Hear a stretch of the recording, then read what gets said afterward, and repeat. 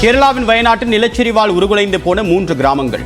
உயிரிழந்தோர் எண்ணிக்கை 133 அதிகரிப்பு, 128 பேர் காயம்.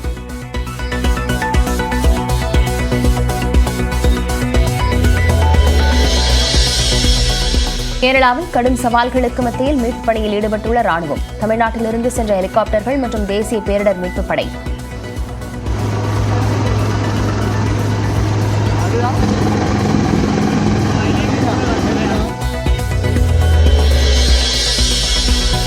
தொடர் மழையால் அதிரப்பள்ளி அருவியில் ஆர்ப்பரித்து கொட்டும் நீர். வயநாடு, திருச்சூர் மாவட்டங்களில் உள்ள அருவிகளுக்கு சுற்றுலா பயணிகள் செல்வதற்கும் தடை விதிப்பு.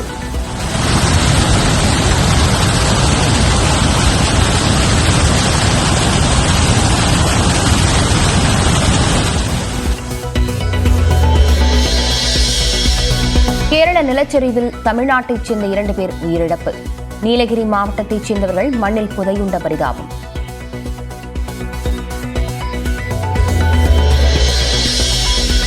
நிலச்சரிவால் பாதிக்கப்பட்ட கேரளாவிற்கு 5 கோடி ரூபாய் நிவாரணம் அறிவித்த முதலமைச்சர் மு க ஸ்டாலின்.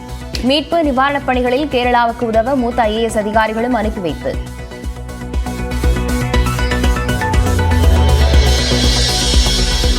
வயநாட்டின் நிலச்சரிவு பாதிப்புகளை இன்று அல்லது நாளை பிரதமர் நரேந்திர மோடி நேரில் சென்று பார்வையிட வாய்ப்பு. தொடர் கனமழையால் எதிர்க்கட்சித் தலைவர் ராகுல் காந்தியின் பயணமும் ஒத்திவைப்பு.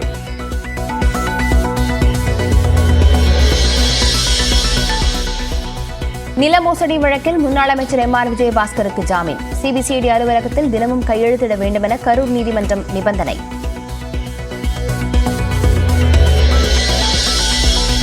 முழு கொள்ளளவை எட்டியதால் மேட்டூர் அணையிலிருந்து 81,500 கன அடி நீர் திறப்பு. காவிரி ஆற்றங்கரையோர மக்கள் பாதுகாப்பாக இருக்க மாவட்ட ஆட்சியர் பிருந்தாதேவி அறிவுறுத்தல்.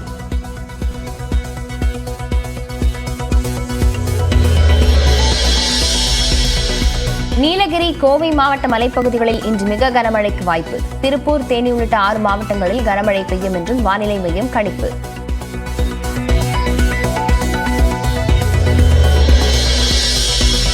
பாரிஸ் ஒலிம்பிக்கின் 10 மீட்டர் ஏர் பிஸ்டல் பிரிவில் வெண்கலப் பதக்கம் வென்ற மனு பார்க்கர், சரப்ஜோத் இணை அசத்தல். ஒரே ஒலிம்பிக்கில் 2 பதக்கங்கள் வென்ற இந்தியர் என்ற 124 ஆண்டுகால சாதனையை சமன் செய்தார் மனு பார்க்கர். பாஜக கூட்டணியிலிருந்து வெளியேறியதால் எந்த பாதிப்பும் இல்லை. அதிமுக நிர்வாகிகளிடம் பொதுச் செயலாளர் எடப்பாடி பழனிசாமி கூறியதாக தகவல்.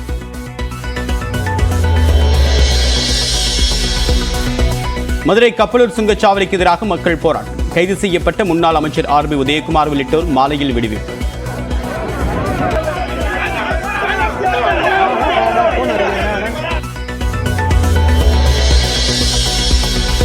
சென்னையில் பணியாற்றுவோருக்கான தொழில் வரி 35% அதிகரிப்பு. கடைகளுக்கான உரிம கட்டணத்தை பல மடங்கு உயர்த்தியும் மாநகராட்சியில் தீர்மானம்.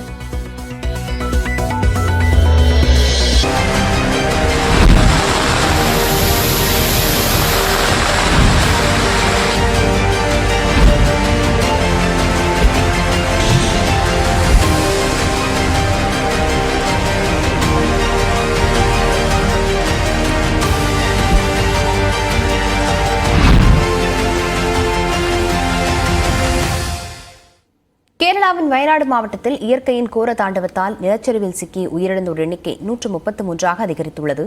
128 பேர் காயமடைந்துள்ளனர்.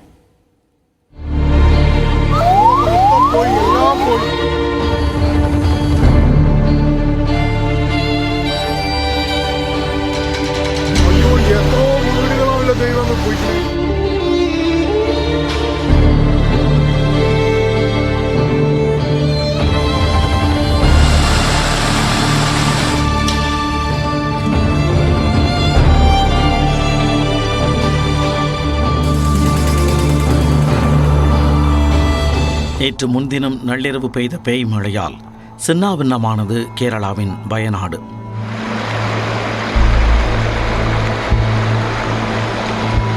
அடுத்தடுத்து 3 இடங்களில் ஏற்பட்ட நிலச்சரிவு கடவுளின் தேசத்தை கண்ணீர் கடலில் ஆழ்த்தியது.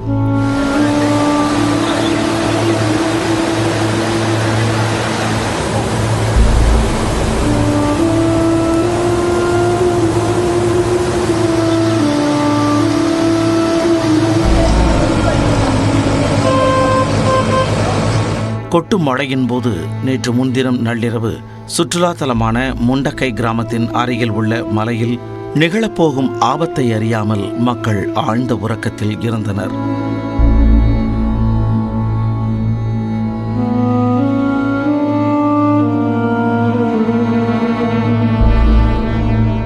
நள்ளிரவு 1 மணி அளவில் அருகில் உள்ள மலைப்பகுதியில் கடும் மழையால் நிலச்சரிவு ஏற்பட்டது. அதே வேகத்தில் அது முண்டக்கை கிராமத்தின் மீது விழுந்து அழுத்தியது. அத்துடன் நில்லாமல் அதே வேகத்தில் சூரல்மலை பகுதியை நோக்கி சென்றது.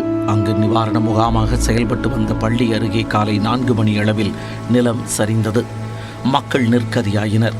முகாமாக செயல்பட்ட இந்த பள்ளியும் அருகே இருந்த ஏராளமான வீடுகளும் கடைகளும் மண்ணிலும் சேற்றிலும் மூழ்கின.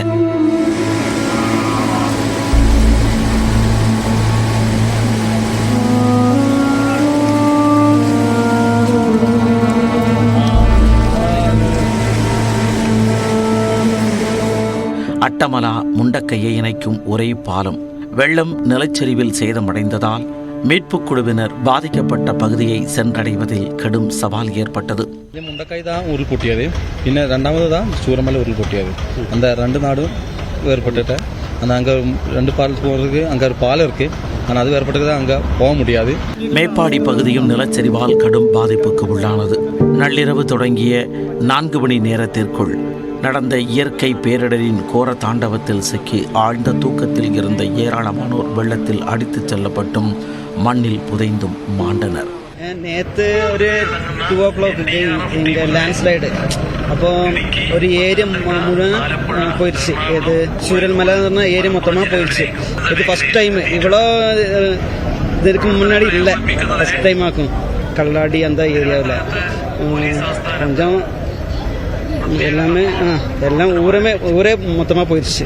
சாலைகள் துண்டிப்பு, அவ்வப்போது குறுக்கிட்ட மழையாலும் பாதிக்கப்பட்ட பகுதிகளுக்கு ஹெலிகாப்டர்களை கொண்டு செல்வது மீட்பு குழுவினருக்கு பெரும் சவாலாக இருந்தது.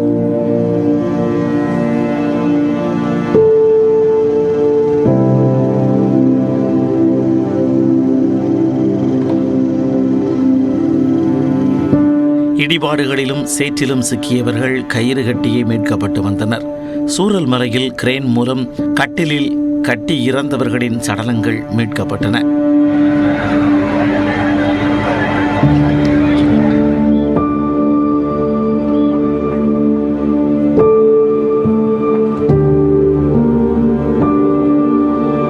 பின்னர் பெரும் முயற்சியின் பலனாக நேற்று மாலை 6 மணி அளவில் சூரல் மலையை சென்றடைந்தது விமானப்படையின் ஹெலிகாப்டர்.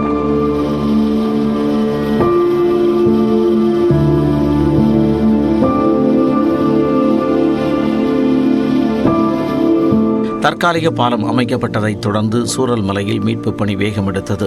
நிலச்சரிவில் சிக்கி தவித்து வந்த ஏராளமானோர் இராணுவம், விமானப்படை, தேசிய பேரிடர் மீட்புப் படை, கேரள மாநில பேரிடர் மீட்புப் படையின் உதவியுடன் பாதுகாப்பாக மீட்கப்பட்டனர்.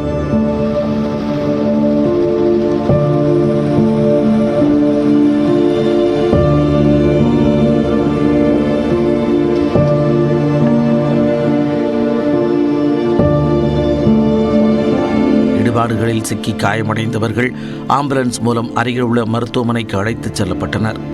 வயநாடு நிலச்சரிவு 100க்கும் மேற்பட்டவர்களின் உயிரை பறித்ததுடன் பல 100 கோடி ரூபாய் மதிப்பிலான பொருள் சேதத்தையும் ஏற்படுத்தி ஆறாத வடுவாக மாறிவிட்டது. இந்நிலையில் வயநாட்டில் ஏற்பட்டுள்ள வெள்ள பாதிப்புகளை பிரதமர் நரேந்திர மோடி இன்று அல்லது நாளை பார்வையிட உள்ளதாக கூறப்படுகிறது. டெல்லியில் இருந்து திருவனந்தபுரம் வரை விமானம் மூலமாக சென்று பிறகு ஹெலிகாப்டர் மூலமாக வெள்ள சேதங்களை பார்வையிட உள்ளதாகவும் அதற்கு பிறகு கேரள முதலமைச்சர் பினராயி விஜயனுடன் ஆலோசனை நடத்த திட்டமிட்டிருப்பதாகவும் கூறப்படுகிறது. இந்நிலையே வயநாடு நிலச்சரிவு குறித்து பிரதமர் நரேந்திர மோடிக்கு முதற்கட்ட அறிக்கையை மத்திய இணையமைச்சர் ஜார்ஜ் குரியன் வழங்கியுள்ளார்.